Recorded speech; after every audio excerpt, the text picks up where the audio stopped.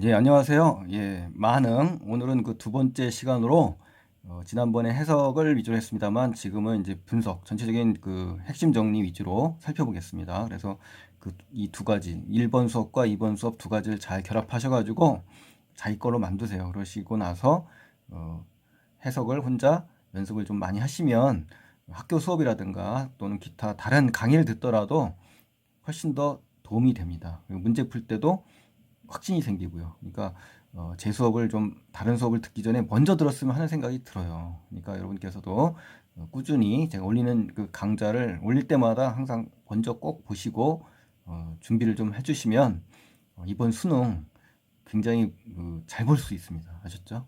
예. 자, 만능. 자, 여기서 이 제목은 역시 즐거움에 주목을 해라. 즐거움이 넘치잖아요. 그렇죠? 예. 그리고 갈래, 이 시조의 갈래는 이제 평시조고요. 이게 연시조로 돼 있죠. 여섯 수가 연달아 이어져 있기 때문에. 그래서 그 앞전 시간에서는 우리 평시조 세 편을 공부했고 오늘은 이제 연시조에 대해서 공부하는 거지 않습니까? 이렇게 그 갈래별로 대표 작품들이 나온 거라고 생각해요. 그렇죠? 그러니까 수능특강에서는 이러한 그 형식적인 갈래도 좀 이해를 하셔야 됩니다. 그럼 다음에 뭐가 나올 거예요? 사설시조가 나오겠죠. 사설시조. 그렇죠? 시조의 모든 게 다 나온다고 보는 거죠. 아셨죠? 여러분. 그 성격은 한정가. 한정가라는 것은 한가로운 정서를 노래했다. 한가로운 감정을 노래했다. 이렇게 기억을 하시고요. 또 역시 뭐니 뭐니 해도 이 시는 자연과 하나잖아요. 그렇죠? 자연 친화적. 그 서리법이 대표적인 서리법이고요.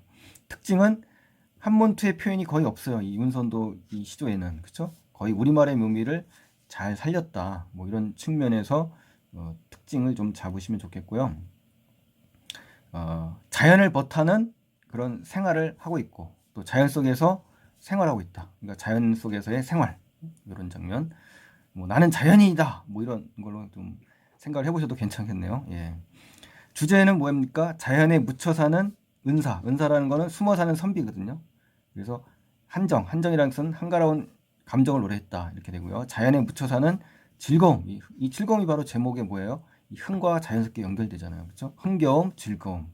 자, 이게 핵심적인 정서라는 거 제목이 알려주고 있지 않습니까? 이거 굉장히 중요한 단어라는 거 다시 한번 제가 말씀드릴게요. 이 제목과 관련된 정서잖아요. 그냥 중요한 거예요, 중요한 거 제일. 그렇죠? 보세요. 예, 이렇게 자연스럽게 연결시키면 되잖아요. 그렇죠? 또 임금님의 은혜 그리고 플러스 마지막에 특이하게 임금의 은혜가 나왔잖아요. 자연만 얘기하는 게 아니라. 그래서 이것과 이것을 결합해서 기억하면 문제 풀 때 도움됩니다. 바로 이 두 가지 하셨죠? 이 두 가지를 잘 보고 계시는 것이 굉장히 도움이 됩니다, 여러분.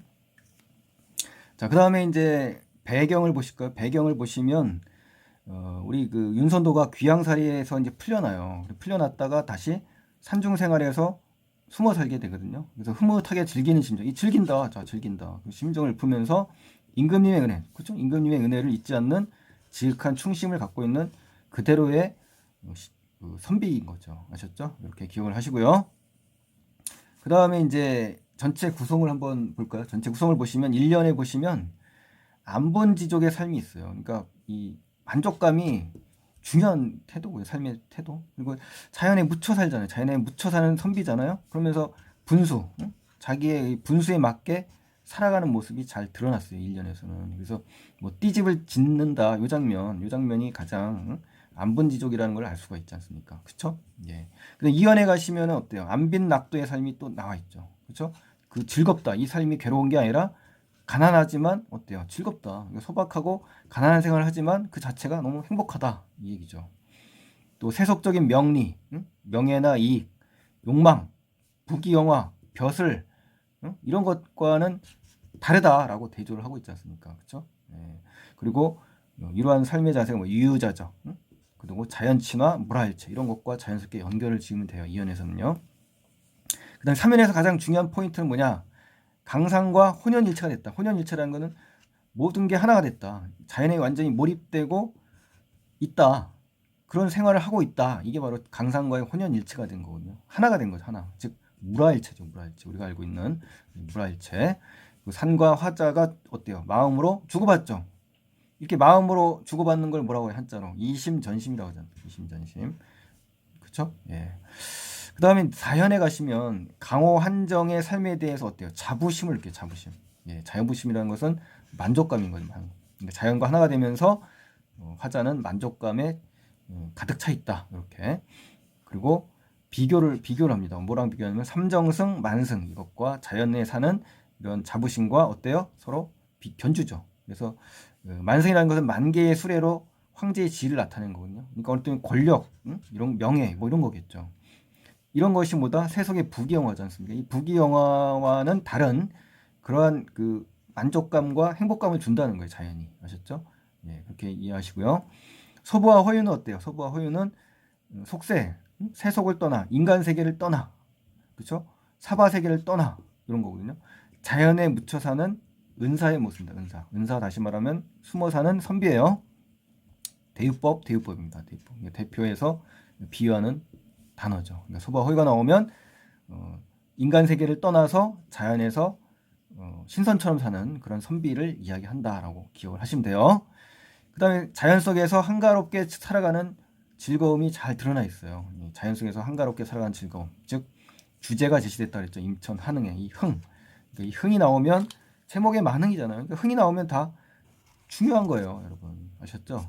제가 제목이 중요하다는 이유가 바로 이런 거예요. 그래서 흥, 즐거움, 만족감, 행복함 이런 것들, 흥겨움 이런 게 나오면은 핵심적인 정서다. 그래서 만약에 이것과 비슷한 정서를 찾는 시조를 골라라라든가 시를 골라라 그러면은 바로 요런 장면에서 이제 오연을 보시면 그 자연 귀의의 삶이 잘 나타났거든요. 그러니까 유배 생활의 원인을 그 본인 자신의 탓이다라고 여기고요.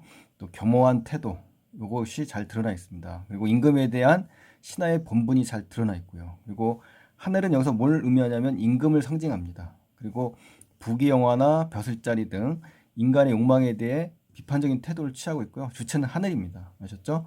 유견을 보시면 유견의 임금의 은혜에 대한 감사를 하고요. 찬양적인 태도를 취하고 있죠. 예찬적인 태도. 태평한 세월 이렇게 편안하게 한가롭게 자연과 하나가 돼서 즐겁게 노니는 것도 역시 임금님의 은혜다. 감사를 드린다. 이러한 사대부의 어떤 정신이 잘 드러나 있어요. 그래서 임금에 대한 보편적인 세관이기 때문에 이 마지막 유견은 앞에 1, 2, 3, 4, 5연과는 또 다른 상황과 삶의 태도를 지니고 있다라는 것을 잘 비교하셔가지고 잘 대비하셔가지고 문제라든가 공부에 만전을 다 기하시기 바랍니다. 그래서 중요한 부분이니까요. 자, 그래서 오늘은 여기까지 하고요. 네, 다음 시간에 뵙겠습니다. 고맙습니다.